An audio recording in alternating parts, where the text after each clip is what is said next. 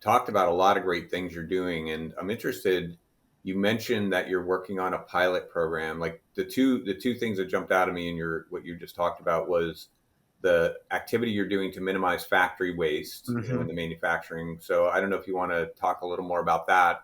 I'm also really interested to hear about the kind of like the take back program from all brands, and you were trying to find outlets for them. Yeah. Was that something you did recently, or did that was that a while ago and it kind of went on hold? Because I know there's some big movements now around textiles and other things, so there might be a good time to try to resurrect it.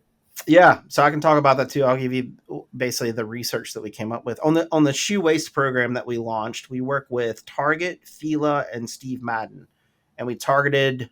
I think there were 20 factories in China. So each of them gave us a factory list and said these are the main ones that I want to kind of focus on. And we hired a company called Elevate Global that we've worked with for a decade as an organization. They typically focus on social compliance issues and corrective action plans in factories. So looking at working wages, working hours, things like that. And they've kind of involved their business, which I think a lot of people have, into more sustainability measurements and looking at factory sustainability. So they actually went in and the start of it was just looking at what waste we had in the factories, Hmm. foam waste, leather cutting waste, all these extra components that, after you're done making the product that just sit around. And for the most part, especially in China, the factory just ships them straight to the landfill. They don't have an expertise as to who they could sell it to. They don't have an expertise as to what materials could be recycled at all. So the project really was around, okay, what are the materials and footwear and components that can be recycled? How do we train the factory to sort those? And then how do we find buyers for those products to come in and get it? So we actually found we reduced waste in all these factories by tons. And we found new revenue streams for factories to sell that extra waste to someone and keep it out of landfill. So the idea is to get to zero waste for all that. Obviously, we're not near that, but I'd say we cut half of it out already within a year or two.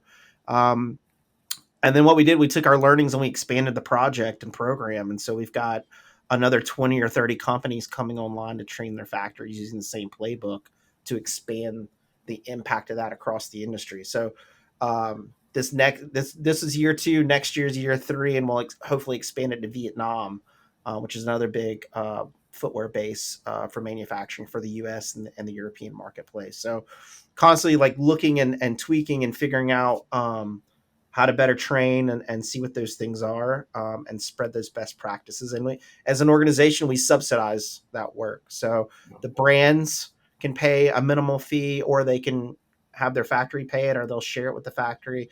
And then out of FDRA, we subsidize it. So I should say, and I didn't say that we're a nonprofit organization. So we're not a 501c3 like your typical charity. We're a 501c6 because we are an advocacy government relations based. But all the money that we take in, we don't need to make a profit. So we figure out ways to say, okay, how do we add more value to our members? And this is one big way of taking a chunk of money and saying, let's figure this out. On the recycling side, it was just we got on a working group call, and everybody's very concerned about end product, right? Where their products ending up. Footwear is particularly difficult because of construction. So we have a product that's not a mono material.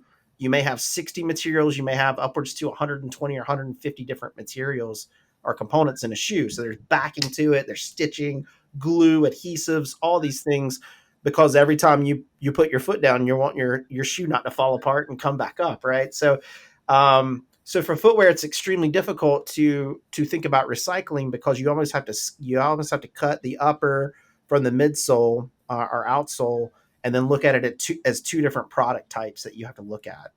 Um, so first of all, it was like getting take back from consumers. How do we get people to send products somewhere? Do we do it brick and mortar? So that was one issue that we were trying to look at.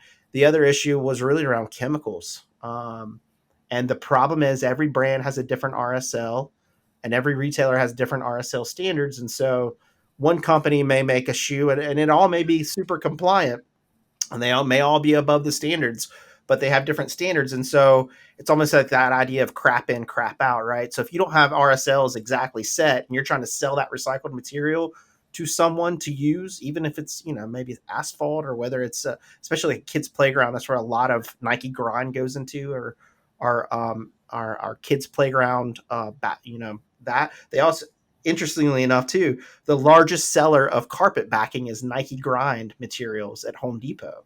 So if you think about that, if you're at your house, your kids play in the playground, you want to make sure that whatever that material is, it's recycled, is super compliant, is not going to, have any chemicals that may cause cancer or any other issues. So that was our biggest challenge, was everybody's on a different scale. And just the labor of it, the chemical issue of it, the collection issue. So what we did was, I went down for 6 months and I went deep into asking questions of brands, retailers, waste management professionals, recycling associations, and basically hit a point where we couldn't go any further as a group for a holistic look at it.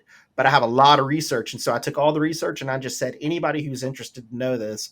So I do a lot of phone calls just explaining all the different stuff to socialize the ideas. But there is a lot of movement now with like TerraCycle, who is recycling Teva. So Teva now has a program. It's called Teva Forever. They have a take back program. We did a Shoe and Show podcast. So we have our own podcast. I love podcasts. I love this podcast. But it's called Shoe and Show. You can go to shoeandshow.com and you can look at the catalog, and there's one on Teva. And we talked to their development team about why they did this, how they did this, what they expect. But they work with TerraCycle to look at their waste stream and look at how they disassemble and what they do with that product. So there's movement through TerraCycle. There's other groups popping up. It's still in its infancy on recycling for footwear. I think some technology has to come along that allows us to separate the upper and the base materials and grind it up differently than other product types. So there's a lot on that. Yeah. Yeah. I mean, both of those are excellent initiatives, and, I great to hear the work you're doing with the waste in the factories, because that is tremendous. And, I've worked for the Environmental Protection Agency for 10 years as a waste minimization national expert. And that is one of our biggest certifications right now, is zero waste to landfill certification. So it's great to hear that there's that movement, because the average person doesn't really understand, like what you just said, how much waste is coming out of these factories, the trim waste, the foams, the leather, et cetera.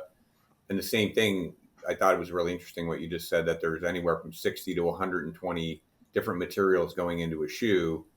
And this is why it's so hard to recycle and recover these materials. And it really comes down to, like, when we did that webinar with you talking about, the bio-based materials and everything, it really comes down to thinking about the product when you're in the design phase of the end of life in mind, and trying to make a product that can be recovered and recycled, and designing it for that.